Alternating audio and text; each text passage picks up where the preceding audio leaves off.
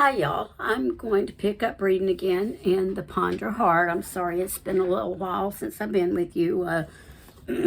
I've had some voice issues and hopefully they're going to straighten out. Now, still a little there now that spring is coming. But last time, if you remember, Uncle Daniel was on trial for supposedly killing Bonnie D. And Narcissus was a witness talking about how the storm came, okay? And if you just are tuning into these, this will be reading 7. The other ones are on the playlist, okay? Just look for the playlist under my name. Sorry, I've been outside most of the day, so I got some sun and I'm starting to feel pooped. So, all right, let's go ahead and we'll get started. There was kind of a wait while Yancey rattled his papers. I never knew what was on those. While he rattled, he had those little boys haul the fig tree around the room again and up the aisle and back and forth in front of the jury till Judge Waite made them quit and brush him off. And then they propped it up against the wall in the corner across from the Confederate battle flag, where I reckon it still may be, with poor little figs no bigger than buttons still hanging on it. As Uncle Daniel said, we'll miss those. The peacocks were all looking around again. I don't know what they came expecting. Every once in a while, Old Man Peacock had been raising up from his seat and intoning, "Anybody here got a timepiece?" And Mrs. Peacock had settled into asking questions from the people behind her and across the aisle about Clay, mostly about how many churches we had here and the like. To tell you the truth, Mrs. Peacock talked her way through that trial. If there was 1 second's wait between things, she'd say something. Once she says, "Anybody able to tell me what you can do about all this swelling?" and shows her fingers. Wake up in the morning all right and then, along towards now, I look like you'd chopped my fingers all off and stuck them back on again. She was right. But she wasn't spending the day in a doctor's waiting room. The Peacock girls sat with their arms tied around each other's necks like a picture show party. It was hard to tell where one left off and the other began. The littlest brother, about 8, walked up and down with a harmonica in his mouth, breathing through that. The babies kept sliding off laps and streaking for the door, and somebody had to run after them. And of course, there was eternal jumping up for water from everybody, and a few water fights run right in the middle of Miss Peacock's spiel. It was hot, hot, hot. Judge Waite was heard to remark from the bench that this was the hottest weather ever to come within his jurisprudence. Finally, Yancey got started and said that what he was undertaking to prove was that the Peacocks didn't have a case on earth. He said it would be very shortly seen that Miss Bonnie D was beyond human aid already by the time Uncle Daniel and I put our foot over the sill of the door to that house. I laid my hand on Uncle Daniel's knee.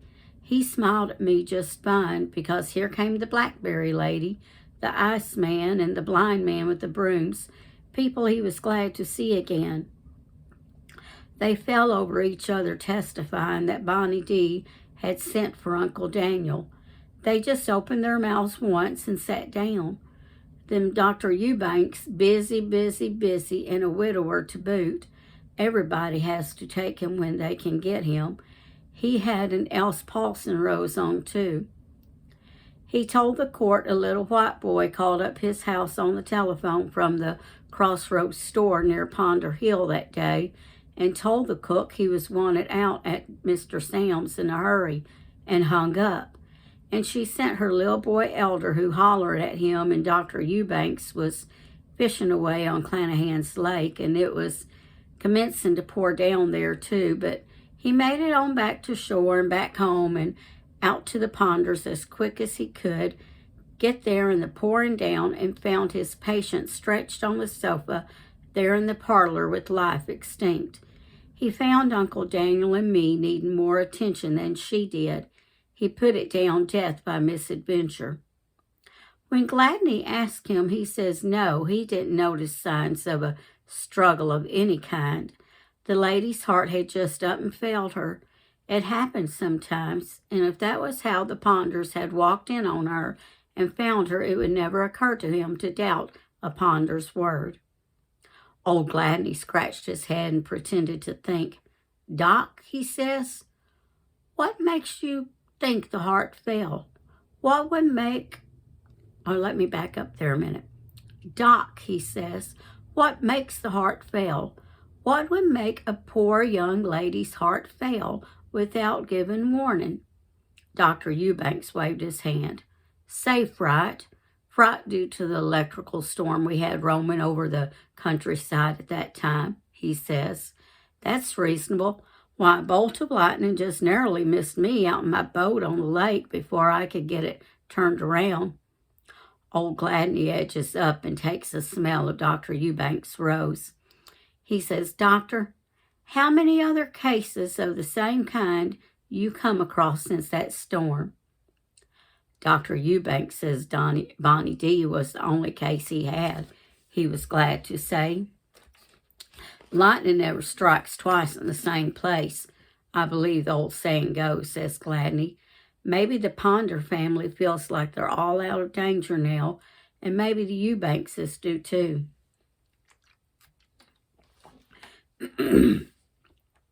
The jury, one or two Eubankses and Peppers and a Sistrunk connection or two and a Clanahan by marriage plus a handful of good old Balkans, and I wish you'd been here for the selection of the jury. They just look back at Gladney. He wheels on Dr. Eubanks with coattails flying. Would you swear, Dr. Eubanks, that the death you ascribed to heart failure might also be ascribed to suffocation? That distinction would be perfectly pointless, Mr. Gladney. Misadventure, Mr. Gladney, in case you'd like to remember this for future occasions, says Dr. Eubank, who didn't like anybody to go smelling his rose. It's all for practical purposes, an act of God, like when the baby gets the pillow against its face and just don't breathe anymore. He stands up and smiles. That answer your question? He gave us a nod and went up the aisle and sat down by Miss Tea Cake McGee. He told me before the start he might not be able to stay long enough to see how the case came out, but he did, and I was next. I wore this dress. I wear it for every day now, and a big smiling hat that's seen me through flood and fire already, but my other glasses and my dinner ring. By the time I got settled in the witness chair, DeYancey had his coat off and his tie undone and his collar open. He's not his grandfather in court by any means, and he called me ma'am for the occasion. I could have killed him. Now, ma'am, he says, the state has been having themselves quite a time over a message Mr. Daniel Ponder is supposed to have sent his wife just 2 days before her death. If we're to rely on the word of Big John Beach, this message ran, I'm going to kill you dead, Miss Bonnie D., if you don't take me back. Now, ma'am, did you ever hear remarks like that spoken in the Ponder household? Why, certainly, I says. It was a perfectly normal household. Threats flew all the time. Yes, sir, I'm going to kill you dead. The rest of it goes if you try that one more time. Have there been instances in your presence when Mr. Daniel Ponder said those very words to Miss Bonnie D? Plenty, I says, and with no results whatever. And when she said it to him either. Can you tell us right now of one occasion when Mr. Daniel said it to her? Very probably he said it the first time Bonnie D tried to cut up a leg of his Sunday pants to make herself a skirt out of, I says. They objected to that. I don't know why. It was exactly what she made. But whatever and whenever the occasion for that remark, it was a perfectly innocent remark, says DeYancey. I should hope so. So that when Mr. Daniel sent word to Miss Bonnie D that he was going to kill her if she didn't take him back. In your estimation, it meant nothing like a real threat. Meant he got it straight from Grandma, I says. That's what it means. She said, I'm going to kill you every other breath to him. She raised him. Gentlest woman on the face of the earth. I'll break your neck. I'll skin you alive. I'll beat your brains out. Mercy. How that does bring Grandma back. Uncle Daniel was brought up like anybody else and had a married life like anybody else. I'd hate to hear the things the Clanahan's say brought back to my ears. Mr. Gladney didn't need to traipse over the fields and find him an old Negro that can't talk good through his windpipe to tell the court what word Uncle Daniel sent his wife. I could have repeated it without ever hearing it at all if I'd been asked. Thank you, ma'am. I believe you, says de Yancey, and I believe as well as anything in this world that those words never meant a thing. After that, I testified no uncertain terms that our visit out there that day was Bonnie D's idea, pure and simple. Uncle Daniel had been asked to leave in the first place, I says. Being a gentleman, he would surely wait to be asked to come back before he went. And you went with Mr. Daniel Ponder for this reunion, ma'am? Would I have missed it for the world, I said, and looked out at the courtroom. I was certainly on the side of love. That's well known and not worth denying. I said, how would he have gotten out there otherwise? I drove us out there at 40, my limit, and pulled up under the pecan tree in the front yard. It was beginning to lighten and thunder at the crossroads, fixing to pour down as we turned in the gate. As I looked back, de Yancey held up his hand. But I went right on and I said I had a premonition. You remember it? Now tell what you found, says de Yancey, when you all went in the parlor. At first, I says, I didn't know where I was because the furniture was all crazy and it was so dark, not any of the lights would turn on after she had put them in. We tried 'em. Hard to see what she was doing, but it lightened. Go on and tell us, he says. I said, well, she had been piled up on the parlor sofa in the middle of the room with the windows all down, eating ice out of a glass of tea. I'm sorry, let me say that again. Eating ice out of a tea glass in her best dress and pushing up candy on the blade of a knife out of a turkey platter she had poured it out in. I noticed the texture was grainy. I wanted them to see I couldn't hide anything. What was she doing now, ma'am? Piled up on the sofa in her best, and that's all. You mean dead? As a doornail, I says. I mean what I say, as I always do. And how did you know she was dead, ma'am? Asked de Yancey. I told him it was because I had sense enough to. And I said not a thing would revive her. What did you do, ma'am? I hollered Narcissus. I hollered, because that Negro had been here in the house since before I was born. Narcissus. But she'd gone to cover like a chicken in the daytime when something comes over the sun. Narcissus. And not a peep, not even boo. Narcissus laughed from the back of the courtroom to hear how she did. So I ran and reached the spirits of ammonia myself from the top shelf in the bathroom and ran and held it to her. While you could have counted to 100, but it didn't do her a speck of good, as I could have told you beforehand. Didn't you try calling any white people, says de Yancey, trying to hurry me. Front and back, I hollered for Otis and Leroy Pepper. They're white. They're responsible for running the place. But they didn't come when I called them. They never do. Turned out they were getting drenched to the skin under a persimmon tree 1.5 miles away. So I had to stop a child of 10 in his hay wagon, sheltering under a tree, and send him out in it to the crossroads to use the phone at the store and try to find the doctor.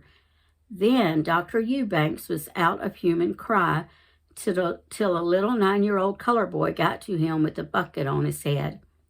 It's a wonder we ever got a doctor to her at all of us put together, I says. No one has ever seen that little white boy or that hay wagon since. "What was your uncle doing at this time?" asked Dandy offhand. I quieted him down.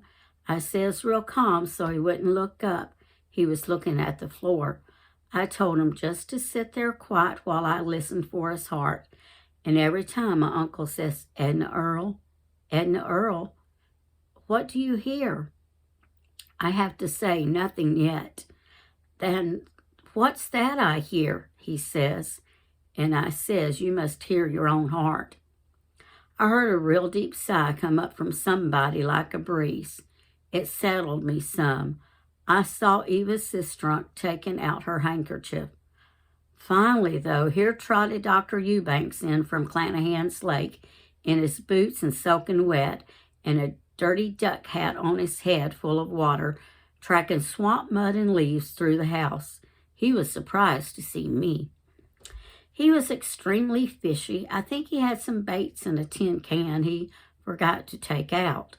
I saw an awful-looking knife sticking out, and my uncle turns his eyes on it, too. "Where's my patient?" says Dr. Eubanks, and poor Uncle Daniel falls right over at his feet. Then I told him about Uncle Daniel stretched out on the floor and giving him the spirits of ammonia and how he groaned and how pitiful it was and we couldn't lift him, and I heard everybody in court beginning to cry. I believe but Uncle Daniel was the loudest. He was looking at me now. "Well," says Yancey, "to go back a moment to the deceased, when you discovered Mrs. Bonnie D. Ponder the way she was, ma'am, you were sorry and upset, but were you greatly surprised?" "Why, no," I says, "not greatly surprised. I've been more surprised in my life by other sudden deaths in this town." "Just tell us how long ago you might have been prepared for something like this." She was always out of breath, like somebody that's been either working or talking as hard as they could go all day, I says. For no reason. She weighed less than 100 pounds on my scales in the Beulah lobby. I weighed her. Before she married Uncle Daniel, she fainted in Miss Eva's trunks in my presence in Woolworth's one day, just because the fan went off. Of course, everybody knows Woolworth's would be the most breathless spot in creation to stay in. So as her niece-in-law, you would testify that Mrs. Bonnie D. Ponder, to the best of your memory and knowledge, was always frail. A gust of wind might have carried her away any time. I thought of blowing a kiss out the window to show them, but I felt Uncle Daniel's eyes still on me. "Your witness," says Yancey, with a bow to old Gladney. I looked at Gladney, and he looked at me and drew his hand up to his chin. Grandma Ponder said, "Show me a man wears a diamond ring, and I'll show you a wife-beater." There he was. He says to me, "Mrs. Ponder," that's what he calls me, Mrs. He likes to act country, but he don't have all that far to go. He is country. "So threatens to kill husband or wife never amounts to a hill of beans around here?" "Depends on who says it," I says, very cool. "It would be different if you take somebody like Willie Bell Kilmichael out in the country. She really empties a load of birdshot into her husband's britches every so often. Whenever he stands up all through Sunday school, you can be pretty well sure that's what happened. Willie Bell Kilmichael does it all the time because she means it. Grandma didn't mean it. Grandpa didn't mean it. I don't mean it. Uncle Daniel don't mean it. You don't mean it." Just then, too late, I remembered where Mr. Gladney had been peppered, so we heard. He was somebody that knew somebody meant it, but I went on fanning, and he went on looking like an old deacon, and opened his mouth and said, "Well, it may not mean a thing in general to send a lady a message you're going to kill her if she don't please you, but what if the day after she's found dead?" "It was 2 days after. Then everybody's sorry," I says. The judge makes me change my answer to say it still don't mean anything. "Except love, of course. It's all in a way of speaking," I says, putting it into words. "With some people it's little threats. With others it's liable to be poems." He says, "All right, Mrs. Ponder, set me straight about something else. I've been worrying about that storm that come up right the same time as your visit. Wasn't that too bad for everybody? What worries me most is how that ball of fire ever got into y'all's house out there.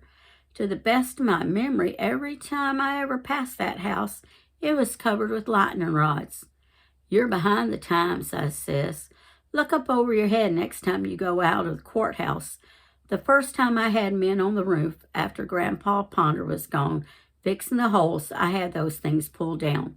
Grandma never could stand them, and the courthouse took them off my hands. Judge Tip Clanahan thought they added enough to the courthouse to justify the purchase. I'm way behind the times, says old Gladney. Can't keep up with you at all. Now, a ball of fire like that Negro of yours saw, I've got yet to see one and might not know one if I met it in the road. If you don't know what a ball of fire looks like by this time, I'm afraid it's too late to tell you, I says. He says, don't tell me you've seen one too. I says, as a matter of fact, I was the one saw the ball of fire in the Ponder house the day of the trouble. I saw it the closest to of anybody. Now that, and he says, then you're the very one I ought to ask. Which way did that get in, and which way did it get out? You've never been inside ourself, Mr. Gladney, I says, but I'll try to tell you. In down the front chimney, careened around the parlor a minute, and out through the hall. And if you've never seen a ball of fire go out through bee curtains, it goes as light as a butterfly with wings. Do tell. And what was Mrs. Bonnie D. Ponder doing, he hollers, while you was in the parlor with her rating at a ball of fire that was supposed to be scaring her to death? And who else was in there besides? Now the cat's out of the bag. Would you have known what he was up to? I could have bitten my tongue off, but I didn't show it. I just gave a laugh. I beg your pardon, Mr. Gladney, I says. You aren't a bit straight. The ball of fire you keep going back to was coming out of the parlor when I saw it. That's how I knew where it had been. When Uncle Daniel and I was heading in through the front door of the house, it was heading out the parlor through the curtains, those bead curtains. We practically collided with it in front of the hat rack. I remember I said at the time, "Whew, Uncle Daniel, did you see that? I bet that scared Bonnie D. Peacock." It skirted on down the hall and streaked out the back somewhere to scare the Negroes.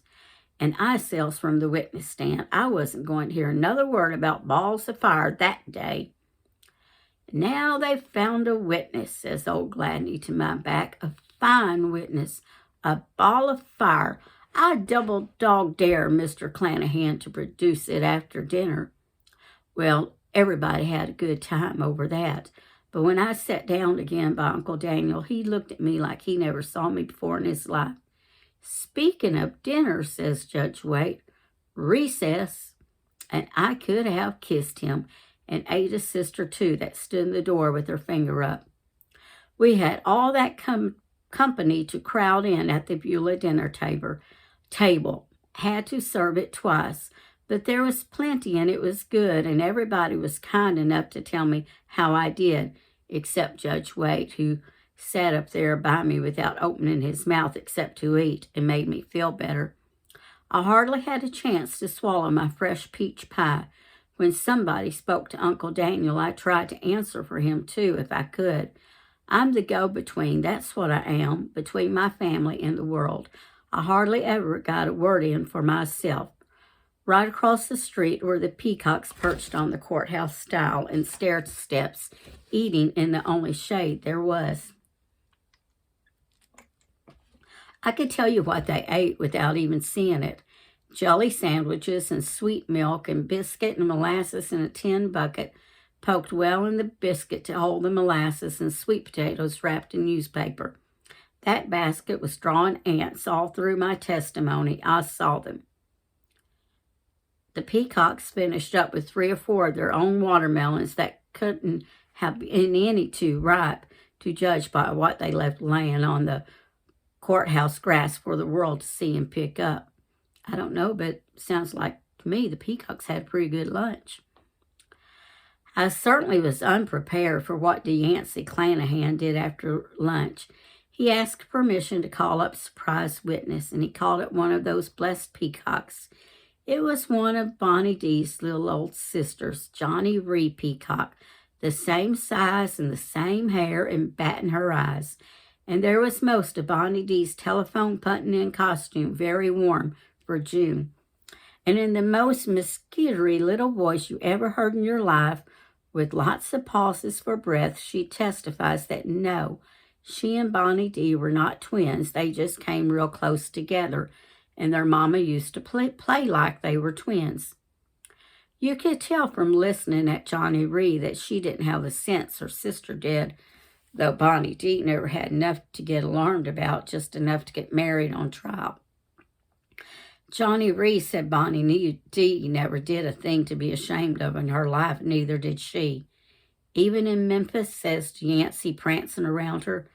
That's what I mean by a tangent. Yancey didn't have any business starting to prove that Uncle Daniel ought to have got after Bonnie D. He just ought to stick to proving that he didn't. He hadn't told me at all eating that pie that he was thinking of doing that. If he had, he'd have never had another thing coming. I didn't want any harm done to Bonnie D now. I don't have an ounce of revenge in my body, and neither does Uncle Daniel, the opposite. I believe it to be a fact, Miss Peacock, that you once enjoyed a trip to Memphis, Tennessee with your sister, says Yancey, and Johnny Ree's face lights up a smidgen. She says, yes, sir. I saw it then. Oh, I did well not to make up my mind too hastily about Obed Springer. I congratulate myself on that every night of the world. Mr. Springer would not have hesitated to blacken Uncle Daniel's name before the world by driving 65 miles through the hot sun and handing him over a motive on a silver platter. Tired traveling man, if you like, but when it comes to a murder trial, he'd come running to be in on it. Yancey had taken time from dinner to catch him on the telephone. He was eating cold cuts in Silver City, and he was headed here, as I found out later, but he had a flat tire in Della. I'm afraid that's a good deal like Mr. Springer from beginning to end. Of course, he never had anybody to look after him. So Johnny Ree was just a substitute, but she didn't know it. Yancey says, what kind of time did you have in Memphis? And she says, nice. And he says, tell us about it. Here, she says. Why not, says Yancey, smiling that Clanahan smile. According to Johnny Ree and her little mosquito voice, they walked around blocks and blocks and blocks of sidewalks in Memphis without coming to anything but houses. And when they came to stores, they rode up and down in stores and went to movies, never saw the same show twice. By the second day, they started going in the morning and didn't stop all day. For 4 in one day was their goal. Johnny Ree wanted to stop and tell us all Quo Vadis as if it had never been to Clay, but Yancey broke in to ask where did they stay in Memphis, and Johnny Ree said she didn't know. It said a home away from home. There was a fern a yard broad sitting on the buttress out front that looked like it could eat them up, and that was how she could tell the house from some others that said a home away from home too. And they didn't care to board with that lady, but ate in cafeterias because you could pick out what you wanted. They had store-bought watermelon and round slices and store-bought cake that tasted something queer like paregoric. Johnny Ree's voice got a little stronger on the subject of watermelon. I suppose her tales in Memphis would have gone on the rest of the afternoon. What a blessing that Bonnie didn't talk, but took after her father. And everybody was sleepy after dinner anyway, except all of a sudden Uncle Daniel noticed her. Noticed Johnny Ree. She was on the premises at the funeral, but nothing looked the same then.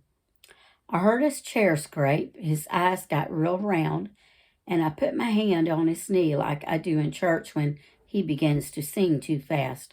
Why, Bonnie D kept something back from me, he says. Look yonder, Edna Earl. I'm seeing a vision. Why didn't you poke me? I said, oh, she's got on rags and tags of somebody else's clothes, but she looks like the last of pea time to me. I still hold that Bonnie D was the only pretty one they had. But it was her clothes Uncle Daniel was seeing.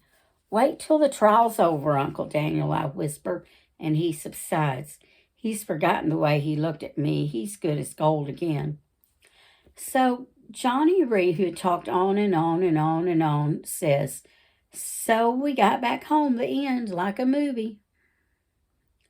And you behaved like a lady the whole time, asked Yancey. Yes, sir, as far as I know. And Bonnie D behaved, says Yancey. Oh, Bonnie D sure behaved. She stayed to home. What's that? Says Yancey, stock still. Who's this sister you've been telling us about? Who did go on this fool's errand anyway? We were given to understand by a witness now racing toward us to testify that it was you and your sister Bonnie D that were up in Memphis on the loose. Bonnie D's not the only sister in the world, says Johnny Ree. Stand up, Trevor. And up pops the little bitty one. She held her gums still and turned all the way around and stood there till Johnny Ree says, sit down. She was well drilled. Trevor had a pin pulling her front together, and guess what the pin was? A little peacock with a colored tail, all kinds of glass stones. I wouldn't be surprised if that was the substance of what she brought back from Memphis. Yancey groans. Mrs. Bonnie D. Ponder never went herself at all. She was ready to hear what it's like the way we told it, but me and Trevor was the ones went, and Bonnie D. stayed home with Mama, says Johnny Ree. She give us 2 20s and a 5 and a 10 and part of her old lady clothes so she could get a whole bed to herself and eat Mama's greens. But never went, Yancey groaned. Everybody groaned but the peacocks. She said she was an old married lady and it was too late for her to go. Why, Mr. Clanahan, says Judge Waite, I believe you've been wasting our time. Johnny Ree brings up her fingers and gives 3 little scrapes at Yancey. When she came down, her whole family was just as proud of her as if she had been valedictorian of the graduating class.